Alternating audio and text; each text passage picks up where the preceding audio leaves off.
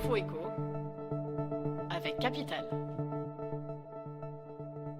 L'info pratique Capital concerne la déclaration de revenus.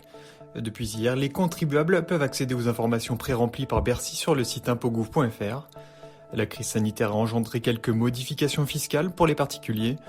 Parmi celles-ci, sachez que les heures supplémentaires défiscalisées sont portées à 7 500 € par an, si certaines d'entre elles ont été effectuées entre le 16 mars et le 10 juillet 2020. Concernant l'allocation versée par les entreprises à leurs salariés en télétravail, elle est également exonérée à hauteur de 550 € par an, dont location touristique Prime Macron. Retrouvez toutes les nouveautés de cette déclaration de revenus 2021 sur le site de capital.fr. Le coup de gueule du jour est poussé par des opposants au compteur Linky. 300 particuliers qui demandaient le retrait du compteur intelligent viennent d'être déboutés par la justice. Dans un arrêt rendu le 18 mars, la Cour d'appel d'Aix-en-Provence a confirmé le jugement de première instance qui rejetait la plainte de ses opposants.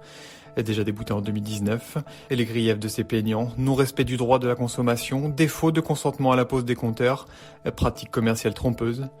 Une liste toutefois insuffisante pour convaincre les magistrats aixois. Le chiffre du jour, 4,6%. Voilà les rabais que réussissent à négocier en moyenne les acheteurs sur des prix des maisons anciennes. Selon l'étude LPI Se Loger, il n'est pas facile d'obtenir les mêmes ristournes sur tout le territoire. En Bourgogne, par exemple, les vendeurs accordent en moyenne des rabais atteignant 8,2% du prix exigé au départ. En Lorraine, ce ratio est de 7,4%. A contrario, les acheteurs ont beaucoup plus de difficultés à obtenir des baisses de prix auprès des vendeurs de maisons en Aquitaine, 2,9% de marge de négociation en moyenne, ou dans le Nord-Pas-de-Calais, 2,2%.